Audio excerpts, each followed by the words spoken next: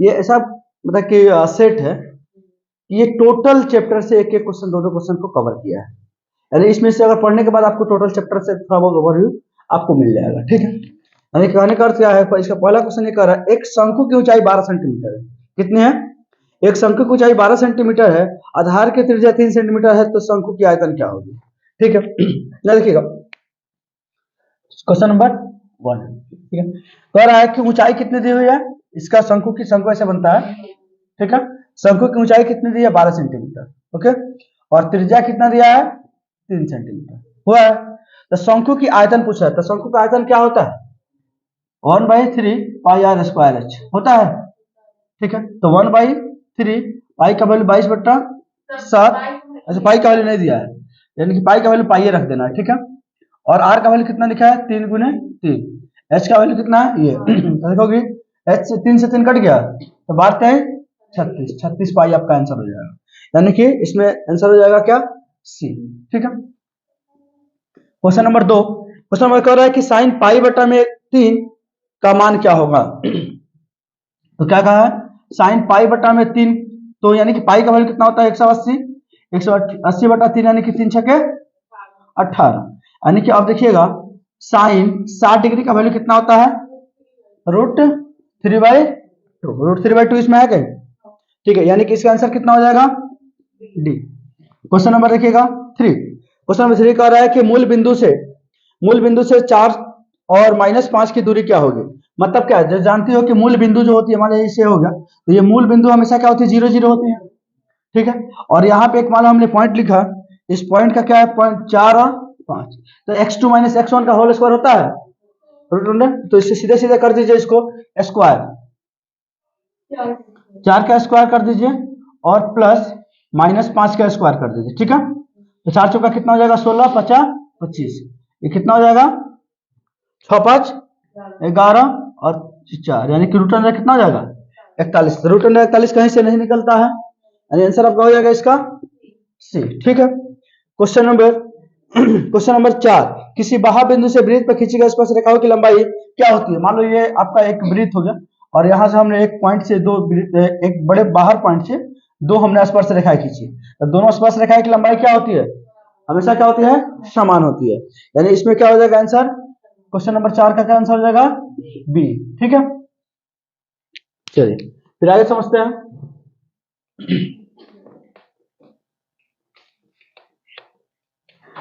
Question number 5 कह रहा है कि ए बी और -a और -b के बीच की दूरी क्या होगी? ठीक है, यहां देखिएगा क्वेश्चन नंबर कितना है? 5, ठीक है। देखिएगा ये a है और b है, एक ये निर्देशांक हो गया और एक -a और -b है, ठीक है, समझ रहे हैं ना। तो आपको पता है a1 - a2, तो यानी कि रूट में अगर हम करते हैं तो -a - b, यानी a1 - a2, ठीक है। तो a2 - a1, a2 - a1 भी हो सकता है, कोई दिक्कत नहीं है। और क्या स्क्वायर प्लस b2 - b1, तो -b और माइनस करने की कर रहा है तो b स्क्वायर, समझ आ रहा है। हम लोग पढ़े थे इसके पहले कि इस तरीके से अगर दूरी सूत्र निकालना है तो x2 - x1 का whole square plus y2 - y1 का होल स्क्वायर, तो यही है ना x1 x2 x1 y1 x2 y2, है कि नहीं? तो यहां देखोगे ये भी माइनस में, तो माइनस क्या हो जाएगा? ये 2a स्क्वायर हो जाएगा, और ये भी माइनस में, ये भी माइनस में, तो क्या हो जाएगा? माइनस का 2b स्क्वायर हो जाएगा। तो देखोगे ये इसको अगर हम स्क्वायर करते हैं -2a इंटू -2a करेंगे तो माइनस माइनस क्या हो जाएगा? प्लस, और 2 दूना 4 और a गुने a क्या हो जाएगा? a स्क्वायर होगा। बात समझ में आ रहा है कि देखो माइनस गुने माइनस करेंगे तो क्या हो जाएगा? प्लस, और 2 गुने 2 करेंगे तो 4 और a गुने a करेंगे तो a स्क्वायर हो जाएगा, क्योंकि संख्या थोड़ी एक ही गुना होगा। वो कभी भी हम लोग a b c को गुना करते हैं, अगर सेम नंबर होता है तो उसका पावर जुट जाता है। क्या हो जाता है? पावर उसका जुट जाता है, ठीक है। यहाँ पे क्या हो जाएगा? 4a स्क्वायर, तो 4a स्क्वायर प्लस, यहाँ पे भी वही चीज होगा, माइनस में है तो क्या हो जाएगा? प्लस में हो जाएगा, तो 4b स्क्वायर, ठीक है। देखोगे यहां भी कॉमन है, यहां भी कॉमन है, तो यहां अब ऐसे लिख सकते हैं क्या? 4a स्क्वायर प्लस में b स्क्वायर, ऐसे लिख सकते हैं कि नहीं लिख सकते हैं? यहाँ पे एक तरीका तो ये आपका आंसर इतना भी हो सकता है, या और ये हो सकता है कि देखो 4 है तो 4 किसका स्क्वायर रूट होता है? 2 का। ये बाहर निकल सकता है कि नहीं निकल सकता है? तो 2 रूट ए स्क्वायर प्लस में हो जाएगा बी स्क्वायर, यानी कि दोनों आंसर आपका हो सकता है या फिर ये दोनों में से कोई एक हो सकता है। ठीक है, यानी कि ऑप्शन देखिएगा, ऑप्शन में दिया है 2 और बी में दिया है, ठीक है ना, 2 अंडर रूट ए स्क्वायर प्लस बी स्क्वायर भी दिया है, और फिर क्या कहा है कि सी में भी दिया है कि अंडर रूट 4 ए स्क्वायर और बी स्क्वायर, यानी कि ए और इसमें बी और सी दोनों आंसर हो जाएगा। क्या हो जाएगा? समझ रहे हो ना? बी और सी आंसर, यानी कि आंसर आपका क्या हो जाएगा? डी। क्या हो जाएगा?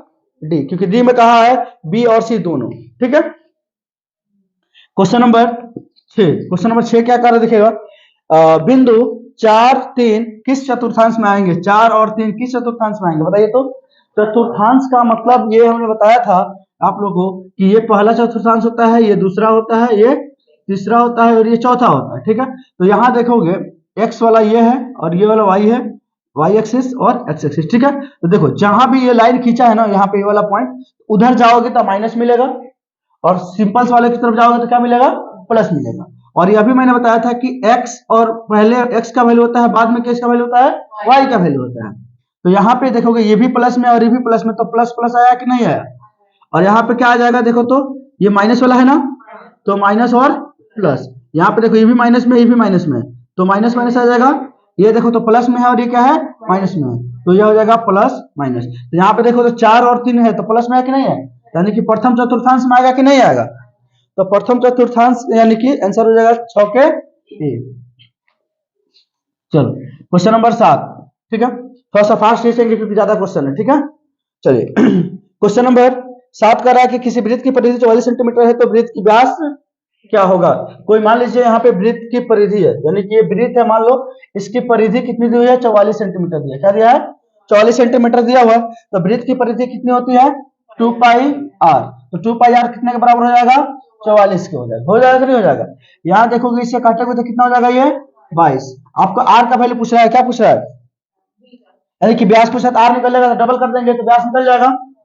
तो देखोगे यहाँ पे आर बराबर 22, इधर ये पाई इधर गुना में तेरा का भागा करेगा, तो पाई का वैल्यू कितना होता है? देखो तो पाई का वैल्यू 22/7 होता है कि नहीं? तो पाई नीचे 7 ऊपर चला जाएगा, तो पाई से 22 खत्म। आर बराबर कितना निकल गया? 7। तो यानी कि व्यास बराबर कितना हो जाएगा? 7 दूना, क्योंकि व्यास जो होता है त्रिज्या का क्या होता है? दुगुना होता है। व्यास जो होता है त्रिज्या का क्या होता है? दुगुना होता है, यानी कि त्रिज्या कितना है? 7, तो इसका व्यास कितना हो जाएगा? कितना हो जाएगा? 14। ठीक है, चलिए समझ में आ रहा है तुम लोग को? तो दिक्कत होगा तो बता दीजिएगा लोग, इनको समझ में नहीं आ रहा है। ठीक है, तो हम कोशिश करेंगे कि फिर से बता। चलिए क्वेश्चन नंबर कितना है? 8। क्वेश्चन नंबर क्या कर रहा है? 8।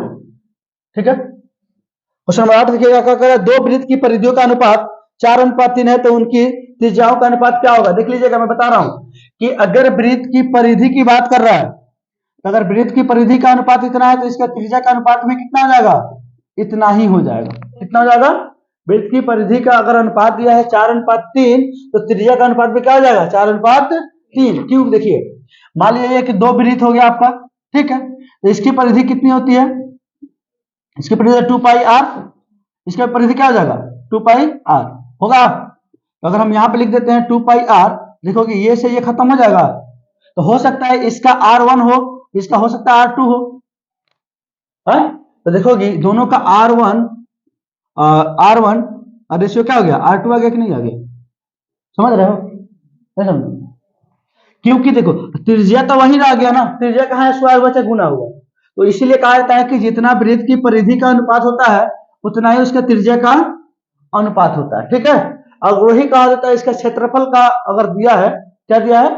क्षेत्रफल में त्रिज्या, क्षेत्रफल का अनुपात दिया रहेगा। अगर यहाँ पर परिधि दिया ना और कहता है कि क्षेत्रफल का अनुपात दिया है, तो क्या करते? इसको रूट में डाल देते। जैसे कि मान लो एग्जांपल ले रहे हैं, यहाँ पे एक कहता है कि 16:25 है, क्या है?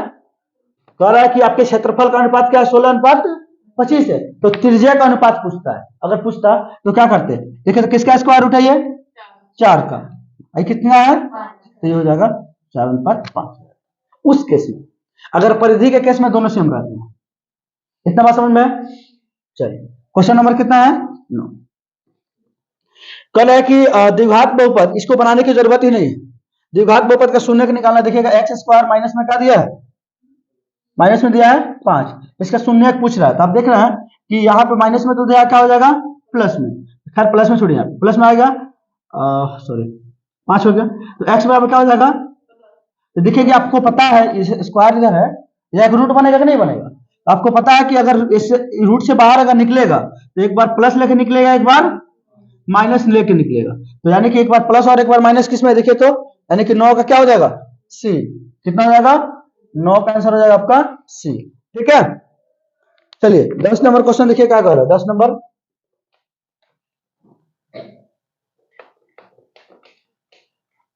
10 नंबर क्वेश्चन कह रहा है कि भाज्य ए और भाजक बी, भाज्य ए और भाजक बी बराबर क्या होगा? एक आपका के लिए A equal to B Q plus R में कौन सा सत्य है? यहां देखिएगा, यहां कंफ्यूज किया आपको, यहां पे बच्चों को कंफ्यूज किया है। कैसे किया है देखिएगा, यह कह रहा है कि यहाँ पे ए क्या कर रहा है? ए है आपका भाज्य, ए भाज्य है, ठीक है, और बी क्या कर रहा है? कि भाजक है। भाजक मतलब क्या है? जैसे मान लो यहाँ पे लिखा है हमारे पास 5 है और ये क्या दिया है? 3 है, ठीक है, तो ये 3 हमारा क्या हो जाएगा? भाजक होता है। क्या होता है? भाजक होता है। और ये क्या हो जाएगा आपको? भाज्य हो जाएगा। यहाँ पे जो आएगा उसको क्या कहते हैं हम लोग?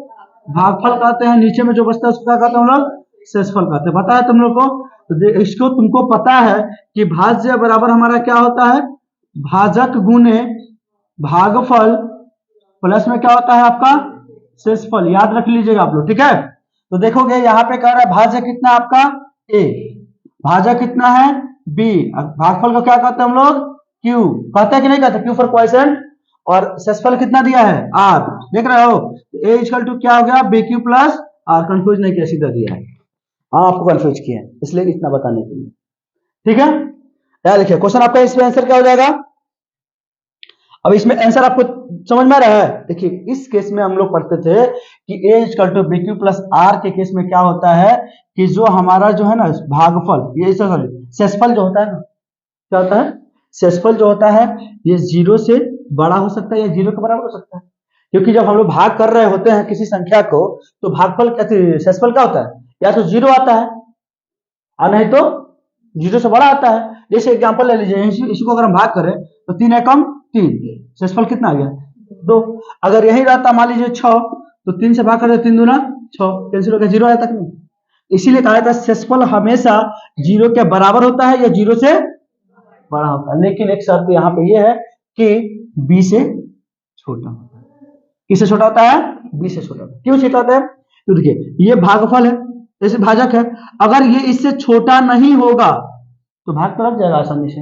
अगर मान लीजिए अगर 3 होता तो 3 एकम 3 एक बराबर नहीं कट जाता? कट जाता है, नहीं कट जाता? या फिर मान लीजिए यहाँ पे 4 होता तो 3 एकम 3 एक बराबर नहीं कट जाता? इसीलिए यानी कि 20 से हमेशा क्या होता है? शेषफल छोटा होता है लेकिन 0 से बड़ा या बराबर, ठीक है। यानी ऑप्शन में आपका क्या हो जाएगा आंसर? सी। 10 का आंसर क्या हो जाएगा? सी। बात समझ में आ रहा है कि नहीं समझ में आ रहा है? नहीं समझ में आया? चलिए 11 नंबर क्वेश्चन देखिए तो।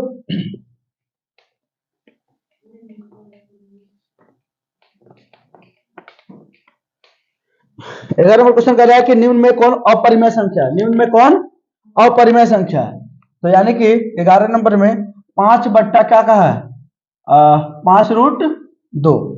एक और का इसमें दिया है आपको 3 2 बट्टा में रूट 2, ठीक है। अब देखोगे यहाँ पे ये रूट से ये 2 से 2 कट जाएगा, कट जाएगा।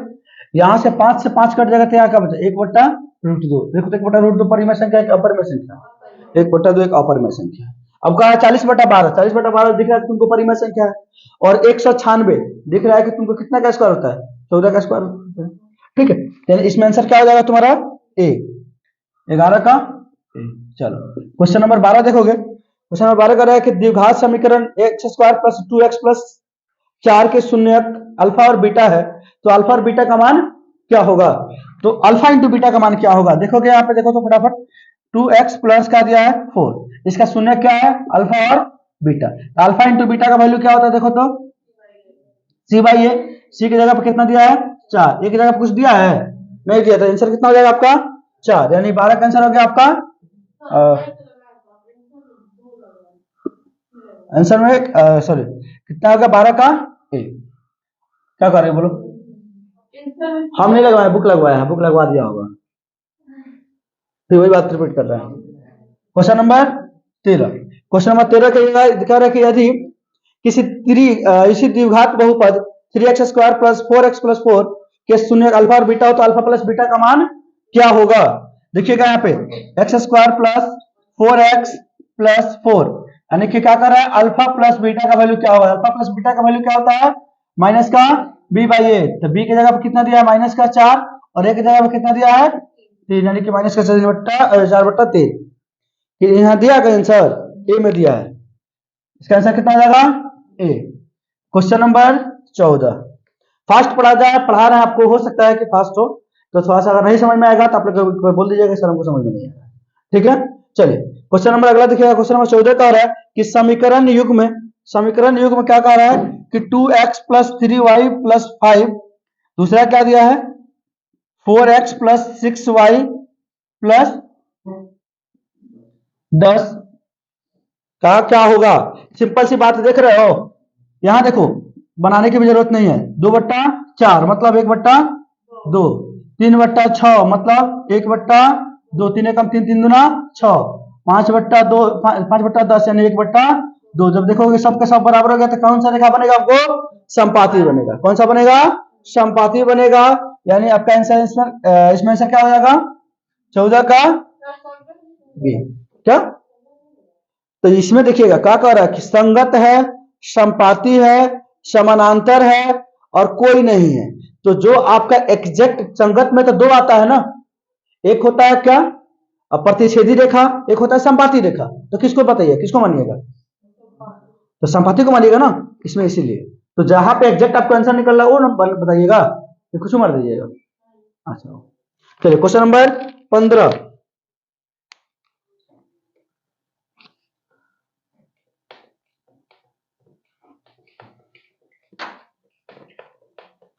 क्वेश्चन नंबर 15 देखिएगा। क्वेश्चन नंबर 15 क्या कह रहा है कि त्रिज्या सॉरी त्रिभुज ABC और त्रिभुज DEF समरूप है। समरूप का मतलब तुम लोग बताए थे, समरूप का मतलब होता है समान रूप। क्या होता है?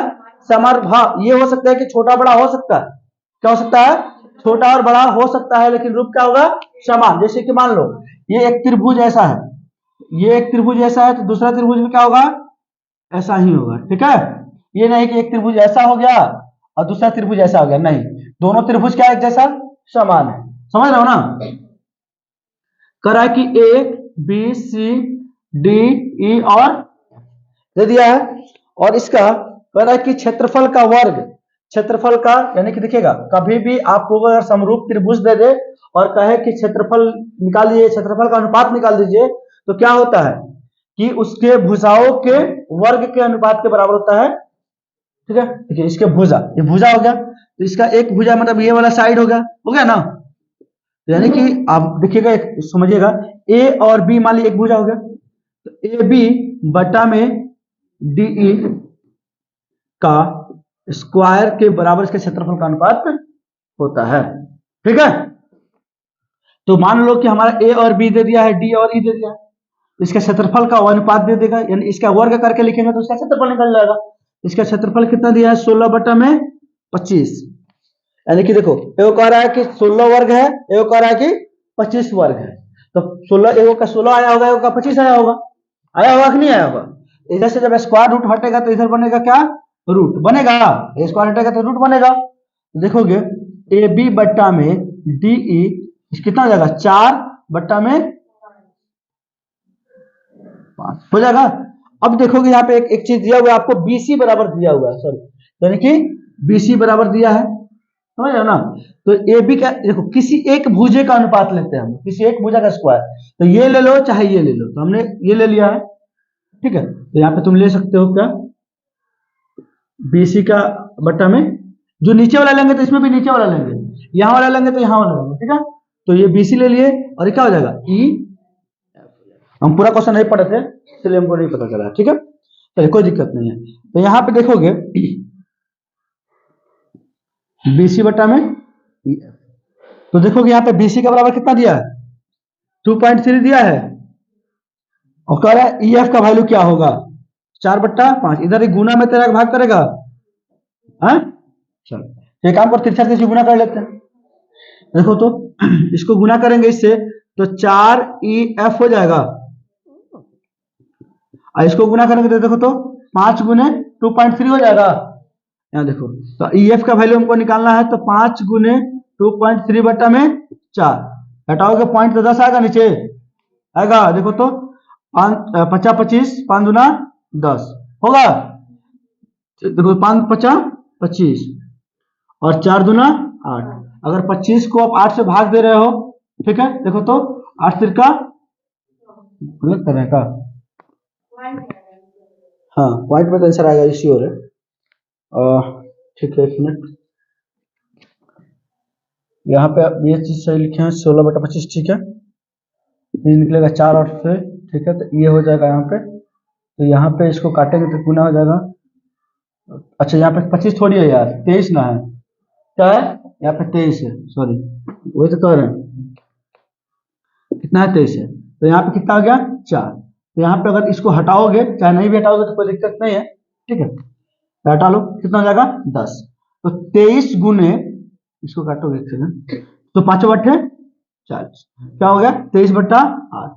अब यहाँ पे क्या करोगे, 23 को 8 से भाग करोगे, देखो तो 8 दूना 16, यानी देखो तो किसी में दिया है 2, फर्स्ट में 2 दिया है, फर्स्ट में क्या दिया है 2 डी में दिया है, तो वही हमारा आंसर हो सकता है, क्योंकि यहाँ पे फर्स्ट में 2 आ गया, तो फिर 8 दूना 16, 13 में से 9 गया तो कितना, 13 में से 6 गया तो 7, फिर पॉइंट लगेगा, फिर 0 आएगा, तो 8 6 48, 8 7 56, 8 हटाई कितना हो जाएगा 64, फिर देखो तो 2.8 आ गया कि नहीं आ गया, यानी हमारा आंसर वही हो सकता है, यानी आंसर कितना हो जाएगा हमारा 15 का डी। समझ में आया कि नहीं समझ में आया तुमको, पहले ही बताओ, आया है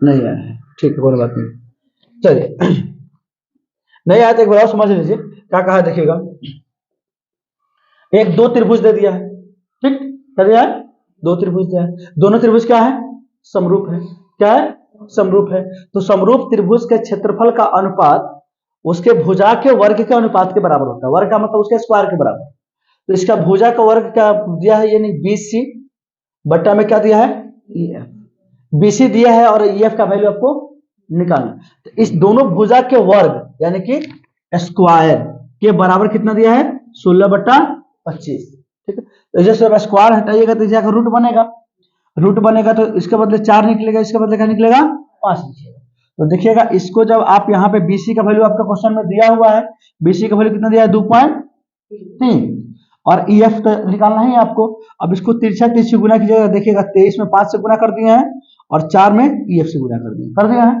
हमको EF का वैल्यू निकालना है, 4EF का वैल्यू थोड़ी निकालना है, इधर गुना में है तो इधर क्या करेगा भाग, यहाँ से पॉइंट हटाओगे तो नीचे जाएगा वो 0, तो 5 से काटोगे तो 5 बटे 40, अब क्या बच गया देखो तो 23/8 बच गया, और 23/8 यानी कि 23 को 8 से भाग करिएगा तो 2.8 और भी कुछ आएगा, ठीक है, यानी हमारा आंसर कितना है। क्षेत्रफल का मतलब अभी देखिए ये पूरा रामायण बीत गया, क्षेत्रफल पूछ रही है, क्षेत्रफल का मतलब होता है इसके बीच का ये जो गैप है ना, ये जो बीच का क्षेत्र है इसको कहते हैं क्षेत्रफल, ठीक है। क्वेश्चन नंबर 16,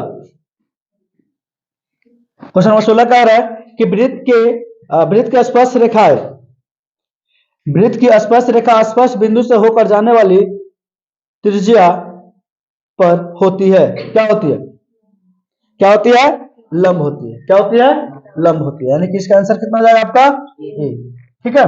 चलिए 17 नंबर क्वेश्चन कह रहा है कि एक वृत्त पर कितनी स्पर्श रेखाएं खींची जा सकती है, एक वृत्त पर कितनी स्पर्श रेखाएं खींची जा सकती है, 2, अप्रमित रूप से अनेक, क्योंकि देखो एक वृत्त है ये डॉट डॉट से ही तो मिलकर बना है, जितने डॉट है उतना स्पर्श रेखाएं खींची जा सकती है, जब इसमें अनगिनत डॉट है तो अनगिनत स्पर्श रेखाएं खींची जा सकती है, कहोगे ऐसे, अरे ऐसे खींच लो, ऐसे खींच लो, ऐसे खींच लो, ऐसे खींच लो, ऐसे, वो क्या कहीं काम बोले थे ये वृत्त है, तो बाहर से एक पॉइंट है, इस पे हम 2 ही स्पर्श रेखाएं खींच सकते हैं, इस पॉइंट से, हाँ, अब इस पे ये पूछ रहा है कि एक वृत्त पे कितने स्पर्श रेखाएं खींची जा सकती है, तो क्या होगा अनंत वाली, ठीक है। क्वेश्चन नंबर 18, किसी वृत्त की स्पर्श रेखा उसे बिंदुओं पर प्रतिच्छेद करेगी। देखिएगा, किसी वृत्त का स्पर्श रेखा देखिएगा यहाँ पे, किसी वृत्त की स्पर्श रेखा उसे बिंदुओं पर प्रतिच्छेद करेगी। तो मान लीजिए हाई एगो स्पर्श रेखा हो गया, हाई एगो स्पर्श रेखा हो गया, हाई एगो स्पर्श रेखा हो गया, ये एक स्पर्श रेखा हो गया कि नहीं होगा। तो क्या कह रहा है यहाँ पे, ये 2 पे की, 3 पे की, 1 पे की, अनेक, अब जितना बार खींचेगा उतना पर काटेगा, जितना बार खींचेगा उतना प्रतिशत करेगा, यानी कि इसमें आंसर क्या हो जाएगा। ठीक है, यानी कि आपका आंसर 18 का क्या होगा, 18 का डी। ठीक है, चलिए, जो भी आप लोगों को समझ में नहीं आएगा, ये नहीं कि ना नहीं बताएंगे, आपको नहीं आएगा बार बार पूछिएगा, बताएंगे।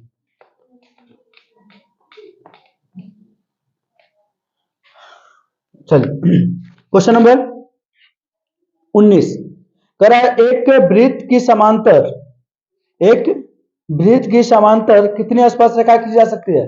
समांतर कितनी स्पर्श रेखा खींची जा सकती है, मतलब देखिएगा, जैसे कि यहां देखिएगा,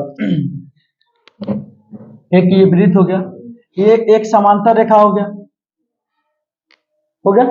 समांतर का मतलब एक दूसरे के सामने, फिर ऐसा भी खींचा जा सकता है, यानी कि ऑप्शन में आपका आंसर देखिए क्या दिया है, किसी वृत्त से कितनी, क्वेश्चन में समांतर स्पर्श रेखा खींची जा सकती है, यानी कि 2 खींची जा सकती है। कितनी खींची जा सकती है, 2।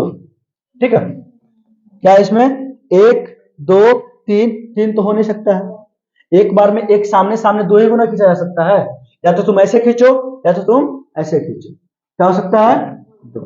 यानी आंसर आपका कितना हो जाएगा इसमें, बी। और इसका देख रहे हैं, तुम बहुत बोल रही है, बिलाई देख रहे बुनबुना रही है उस समय से। तो चलो क्वेश्चन देखो, क्वेश्चन नंबर 20 कह रहा है कि किसी बिंदु 0,0 और 36,15 के बीच की दूरी क्या होगी। अगर इस तरीके का क्वेश्चन दिया जहां पे 0 0 मिल जाए तो उसको फॉर्मूला लिखने की जरूरत नहीं है, सीधे सीधे लिख दो इसको 36 का स्क्वायर और प्लस में क्या लिखोगी, 15 का स्क्वायर। तो देखो ये आप 36 को गुना करोगे तो हो जाएगा 1296, 15 को गुना करोगे 15 गुना 15 तो कितना हो जाएगा 225। तो देखो तो कितना हो जाएगा 6 5 11 का 1 हाथ में 1, 9 2 11 1, 12 के 2 हाथ में 1 2 2 4 1 5, 1521। 1521 यानी कि लास्ट में देखोगे, लास्ट में क्या दिया 1, तो या तो 1 के पहला में लास्ट में 1 आता है, और नहीं तो 9 के स्क्वायर में 1 का स्क्वायर करेंगे तो 1 आएगा, नहीं तो 9 का स्क्वायर करेंगे तो 1 आएगा, 9 9 81, ये ना आ सकता है। देखोगे इसमें कौन कोई संख्या ऐसा है जिसमें लास्ट में 1 दिया हो, 51 दिया है, लास्ट में कितना दिया है 39 दिया है।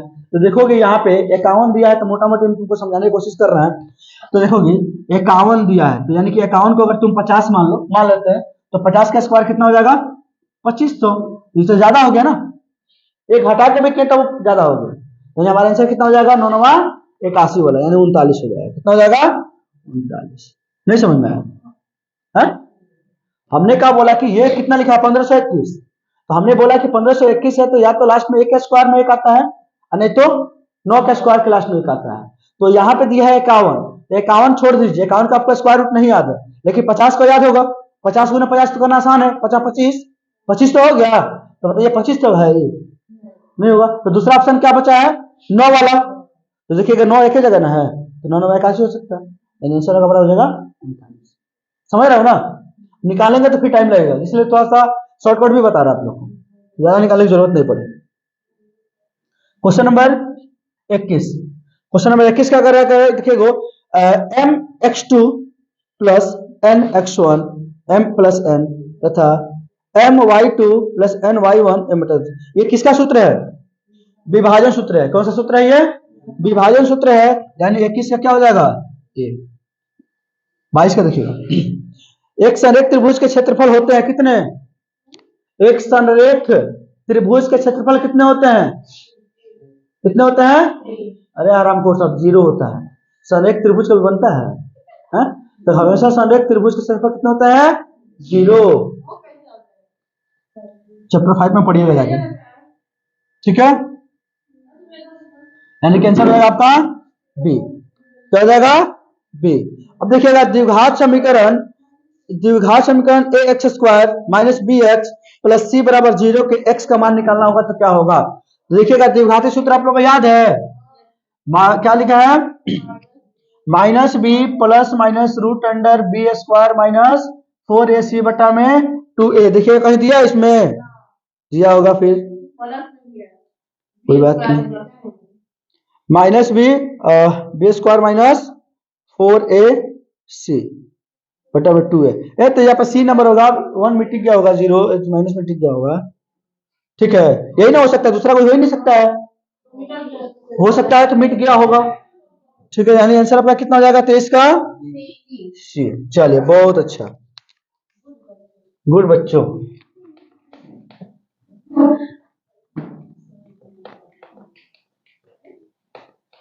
देखना तुम लोग चाय पे तुम लोग लालच नहीं ना आ रहा है।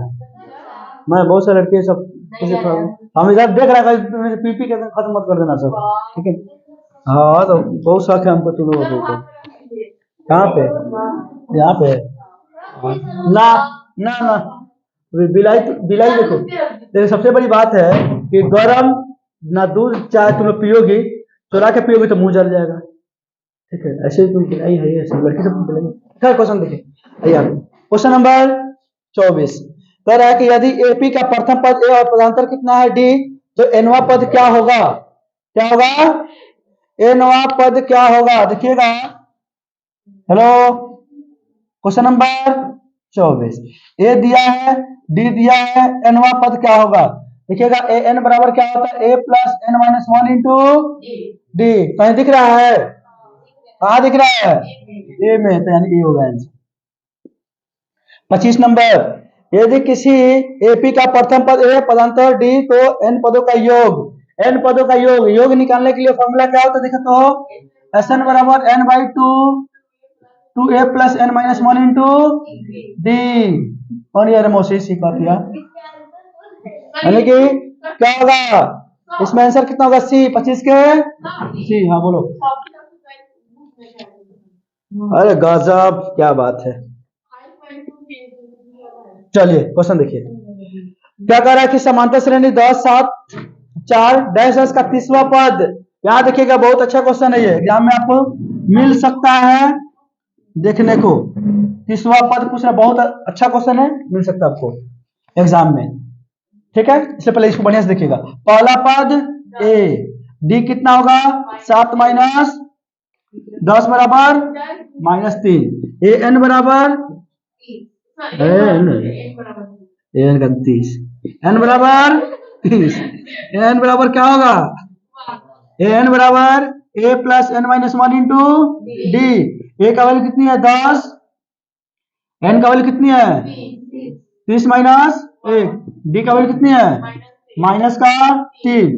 देखिएगा कितना हो जाएगा 29 गुने माइनस 3, ठीक है, तो प्लस माइनस 29 87, घटाएंगे कितना हो जाएगा माइनस 77। बहुत अच्छा क्वेश्चन है, अरे आंसर हो जाएगा इसका बी, रे बिलाई, ठीक है। क्वेश्चन नंबर 27 देखिएगा,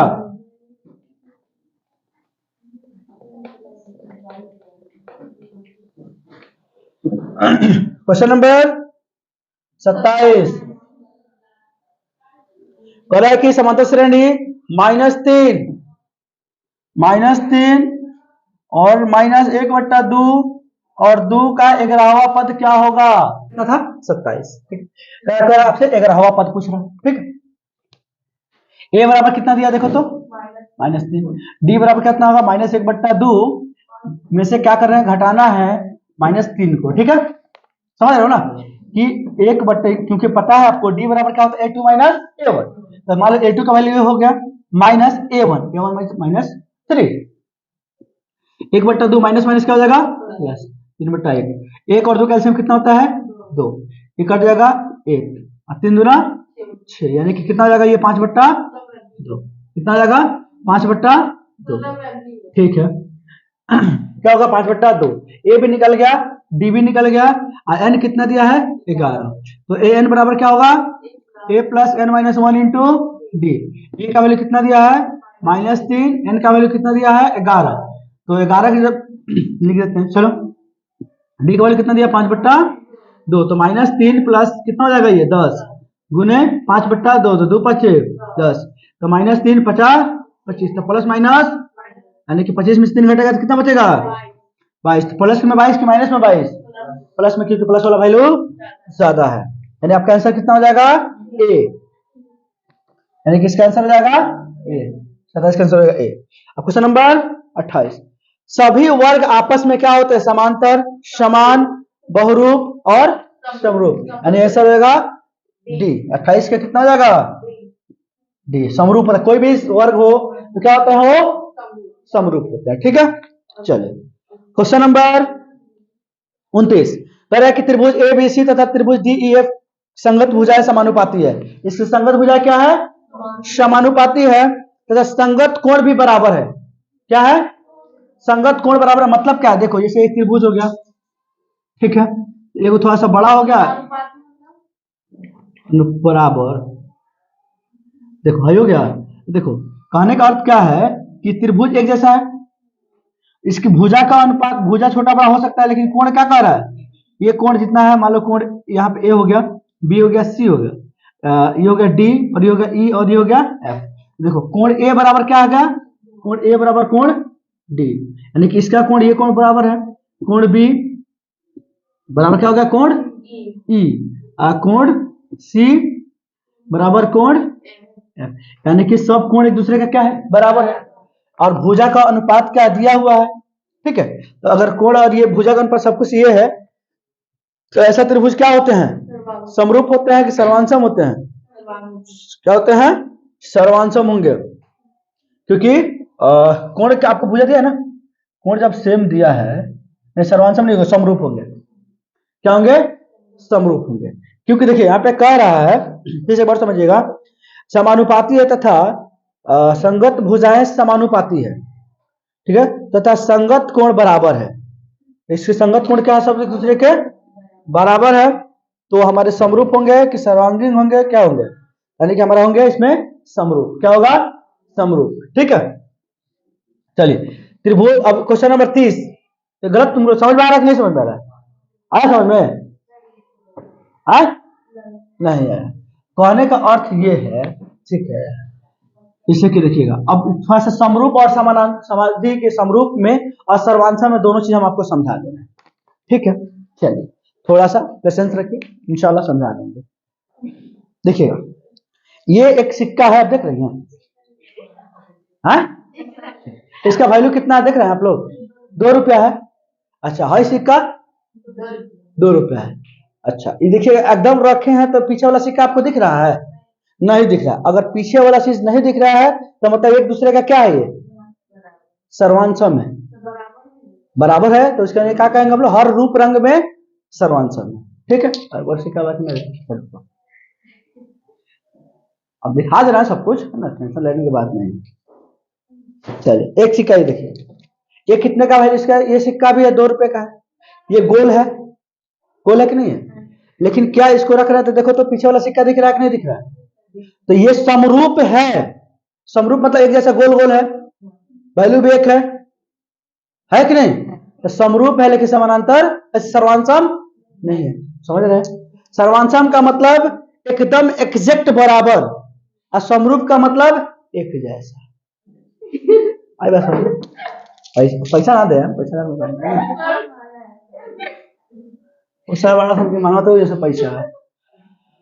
चलिए बात समझ में आ गया, तो ये समरूप होंगे कि सर्वांशम होंगे, ये समरूप गाजवा बिलाई।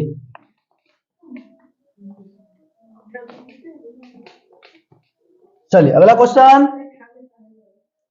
क्वेश्चन नंबर कितना 30 कह रहा है कि किसी त्रिभुज की भुजा के शीर्ष के नियामक x1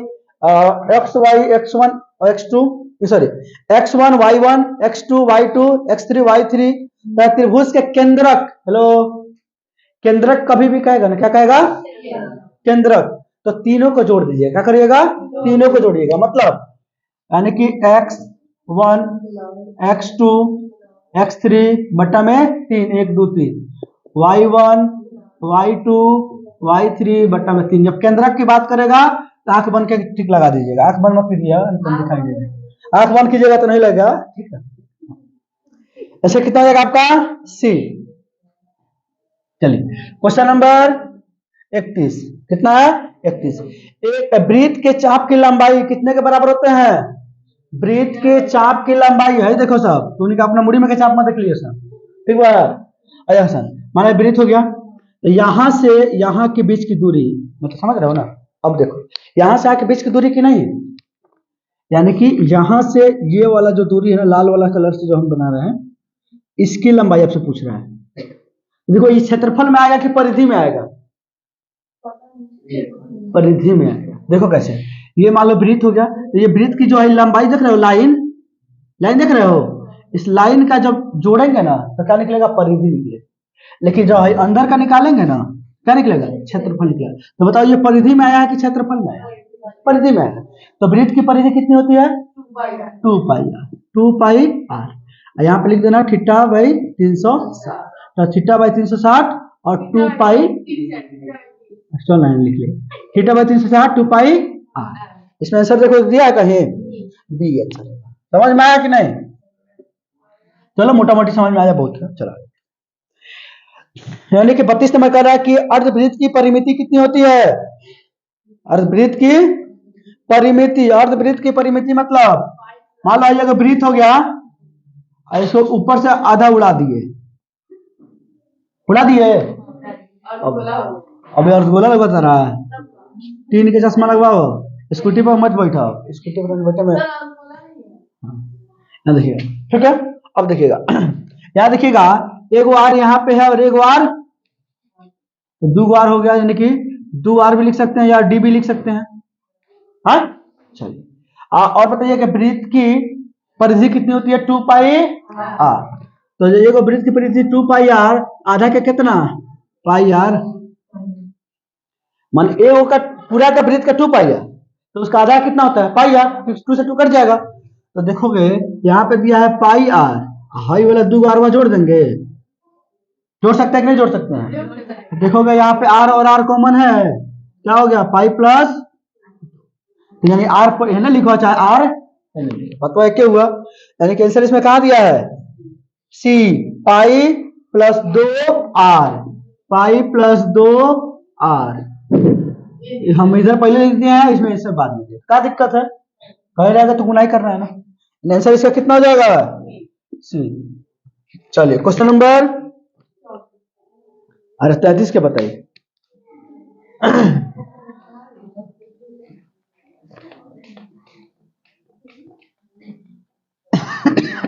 क्वेश्चन नंबर 33 क्या कर रहा है कि अर्धवृत्त का क्षेत्रफल, अर्धवृत्त का क्षेत्रफल, तो देखोगे यहाँ पे क्वेश्चन नंबर 34 में कर रहा है, ये दिया वृत्त का क्षेत्रफल कितना होता है? पाई आर स्क्वायर। क्या होता है? वृत्त का क्षेत्रफल कितना होता है? पाई आर स्क्वायर। तो अर्धवृत्त का कितना होगा? आधा। इसको ऐसे लिख सकते हैं 1/2 पाई आर स्क्वायर। आंसर इसमें है कहीं? ठीक है, लिखिएगा इसमें आंसर होगा बी। आया बात समझ में? बात समझ में आ रहा ना? कैसे 1/2 कैसे हुआ? क्योंकि 1/2 का मतलब होता है आधा। यहाँ पे 2 यहाँ लिखो, इसे देखो मान लो यहाँ पे दिया है 2 गुण 1/3, तो 2 में 1 से गुना करेंगे तो कितना हो जाएगा? 2/3। बात तो वही हुआ ना, ऊपर लिखा हुआ है, तो यहाँ पे लिखो 2 गुने 1/3 लिखो या 2/3 लिखो, मतलब तो बराबर है। उसी तरीके से हम कहा कि 1/2 लिखो, अच्छा इस तरीके से लिखो, समझ रही हो ना? नहीं समझ में? अच्छा चलिए बहुत अच्छी बात। क्वेश्चन नंबर 34 चल रहा, 33 चल रही है, ये 33 था, इसके बाद अब आ गया 34। इसके पहले जो था ना 33 था। अरे हो गया था, हो जाता है, इंसान है ना, गलती हो जाता है। अब राई के पहाड़ मत बनाओ लगे। ठीक है, इसका क्या है answer? Pi R square minus pi R square, यानी कि 2 को, जैसे मान लो एक वृत्त है, उसके नीचे एक और ही वृत्त है, तो बड़का वृत्तवा में से छोटका वृत्तवा घटाइएगा, तबे ना बीच का गैप वो निकलेगा हो। हाँ नहीं समझे? चलिए, तो हाई मतलब कि बड़का वृत्त हो गया, हाई छोटका वृत्त हो गया, हाई आपको निकालना है। तो बड़ा वृत्त का क्षेत्रफल में से छोटा वृत्त का क्षेत्रफल घटा दीजिएगा। देखिएगा, तो बड़का वृत्त का क्षेत्रफल तो बड़का वृत्त है तो इसका आर कितना होगा? बड़ा आर होगा। छोटका के लिए क्या होगा? छोटा आर होगा। तो pi R square, pi R square, यहाँ देखिएगा पाई कॉमन है, R square minus R square. अब कहोगे इसमें तो आंसर है ही नहीं है, देख लीजिएगा आंसर है इसमें, क्या है? नहीं है, नहीं है इसमें आंसर उस तरीके का। लेकिन अब इसको क्या किया, थोड़ा सा और बच्चों को फंसाने के लिए एक्सटेंड किया है। एक्सटेंड करने के लिए क्या किया, देखिएगा ये होगा, अब आपको पता है कि ए स्क्वायर माइनस बी स्क्वायर बराबर क्या होता है? A plus B into A minus B. देखो ए स्क्वायर माइनस बी स्क्वायर का फॉर्म में है, तो सीधे कर दो ए प्लस बी इंटू ए माइनस बी। देखो इस तरीके का आंसर कहीं दिया है? बिल्कुल दिया होगा। क्या दिया है? डी में दिया है, यानी इसका आंसर कितना होगा आपका? डी। यही होता है क्वेश्चन फंसाने वाला एग्जाम में। बच्चा तो निकाल लिया, अब इसमें ऑप्शन है नहीं तो घबरा जाएगा, क्या होगा क्या होगा क्या होगा, वहां जल्दीबाजी में कुछ मार देगा। ध्यान रखिएगा कि अगर नहीं दिया है इस तरीके का तो उसको एक्सटेंड करिएगा और जहां तक हो सकता है, समझ रहे ना? कभी कभी क्या होता है, बच्चा तो पूरा बना लेता है, आधे में आंसर हो जाता है, आधे में आंसर मिल जाता है, मतलब कि क्वेश्चन सॉल्व करते में आधा में आंसर निकल गया आपका, आप ऑप्शन को नहीं देखे, अब बनाते गए यार ऐसा हो जाता है कि नहीं?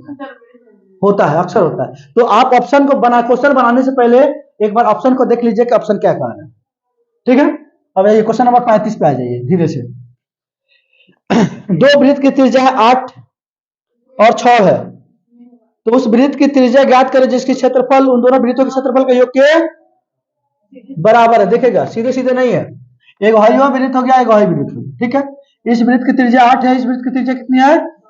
6 है। ये दोनों का क्षेत्रफल क्या है? इस बड़का वृत्त के क्षेत्रफल के बराबर है, ठीक है? इसका क्षेत्रफल कितना हो जाएगा? मान लीजिए आर होगा, ठीक है? इसका क्षेत्रफल कितना होता है? पाई आर, पाई आर, इसका भी तो होगा पाई आर स्क्वायर, अरे होगा कि नहीं होगा? अच्छा है, सुनिएगा, तो यह मान लीजिए कि यहाँ पे आप आ जाइए, पाई और पाई दोनों में कॉमन है, तो पाई निकाल लीजिए धीरे से, R1 है या R2 हो गया, R1 है या R2 बोलेंगे, कौन सी कॉमन है?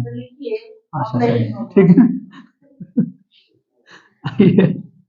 ठीक है, यहाँ पे पाई आर स्क्वायर, तो पाई से पाई खत्म। है कितना है? 8 है, कितना है?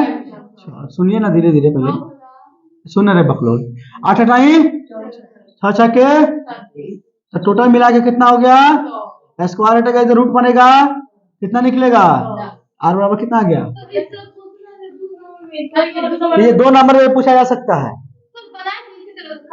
अरे होगा, गलती कहीं आप कर दी होंगी, ऐसा झगड़ा करने वाली बात नहीं है।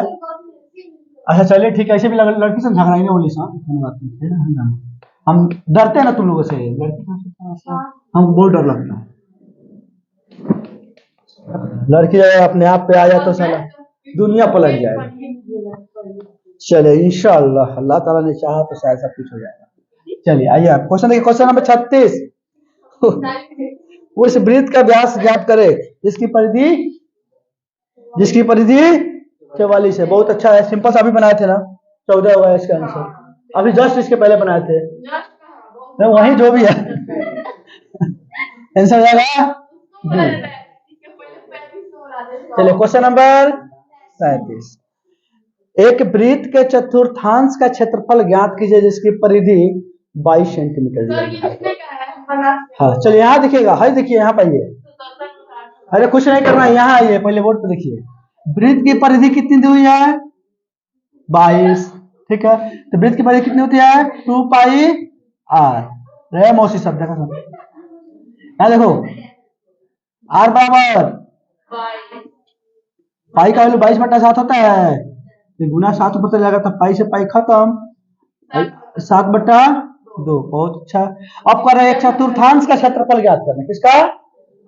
तो चतुर्थांश का क्षेत्रफल का मतलब होता है 1/2, सॉरी 1/4, अरे छिट्टा बाई 3 से शायद मत करिए, 1/4 पाई आर स्क्वायर, क्योंकि वो भी कह रहे हैं कि थीटा बाई 360, तो 4/360 करोगे इतना 60 तो ना होगा। चलो यहाँ देखो तो 1/4, पाई का वैल्यू 22/7, आर कितना है? 7/2 गुने 7/2, 4 से 7 धीरे से काट दीजिए, 2 से काट दीजिए 11, 11 सत्ते 77 और 4 दूना 8। धीरे से इसका आंसर निकल के आ गया अब सी। गाजा मनीषा हिला दिल बस को। 37 का क्या हो गया सी। 38 का देखिएगा, वाह 38 नंबर क्वेश्चन तो बड़ा मजेदार क्वेश्चन है। देखिएगा cos 60 degree plus 1 cos 60 degree minus 1। इस तरीके का क्वेश्चन का आंसर बहुत आसान होता है, बट निकाल लीजिए थोड़ा सा। आपको पता है कि cos 60 का वैल्यू कितना होता है 1/2। 1/2 सिखाओ तो उंगली पर निकालना तो निकल जाएगा। अरे कुछ नहीं यार, देखो भाई दिएगा इस पे तो 0 30 45 60 90 है भाई, 60 है।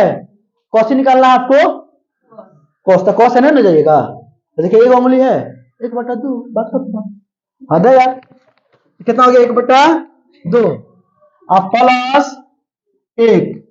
हाँ देखिएगा इसका भी कितना होगा 1/2 माइनस, देखिए यहाँ पे 1 यहाँ पे 1, ठीक है। तो 2 और 1 कैल्शियम कितना होता है 2, 2 से 2 कट गया 1 बचा, और यहाँ पे प्लस है तो प्लस, और 2 से 2 कट गया तो 3 आया। अच्छा 3 नहीं रहेगी, ठीक है। याद रखिएगा इसका कैल्शियम कितना हो गया 2, 2 से 2 कट गया 1, कितना हो गया 2। अब देखोगे धीरे से हाई कट गया 2 1 3, और 2 में से घटाइएगा तो -1, तो माइनस नीचे रहता है ऊपर -3। अब बिलार खाने मुंह बनाता बिलार माइनस 38 के 20, 38 के ऐसे में अभी मुंह बना रहा था बिलार खनिया।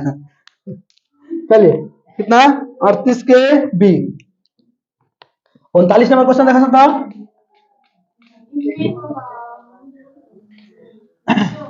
हाँ 39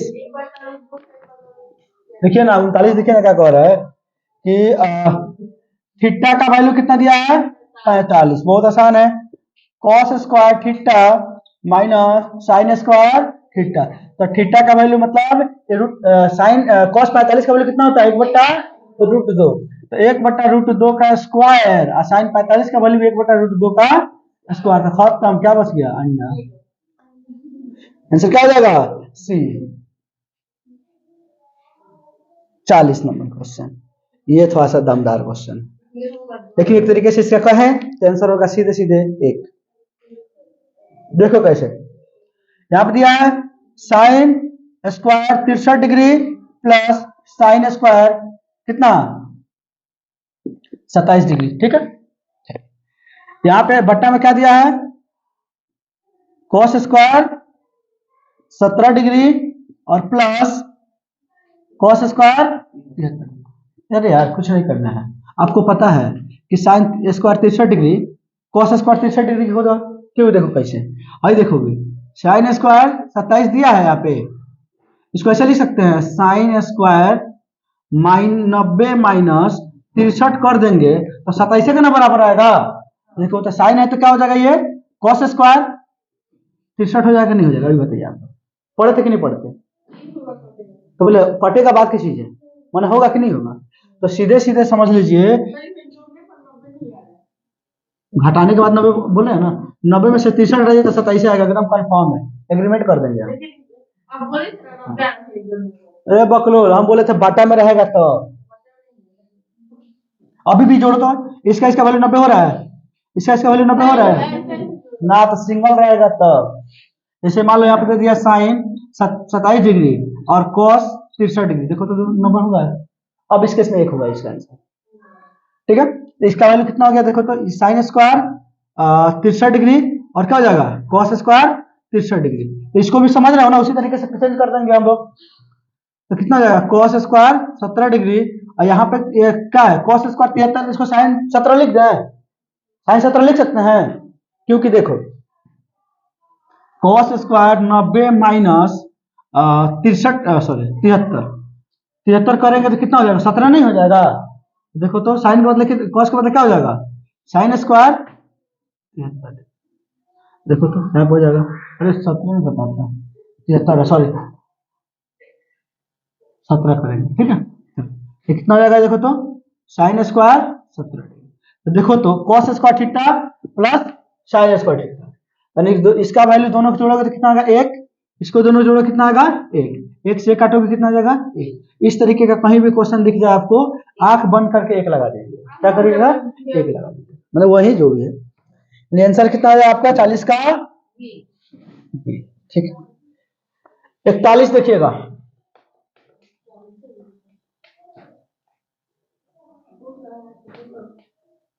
41 का देखिएगा, 41 का क्वेश्चन नंबर क्या कह रहा है कि सेक थीटा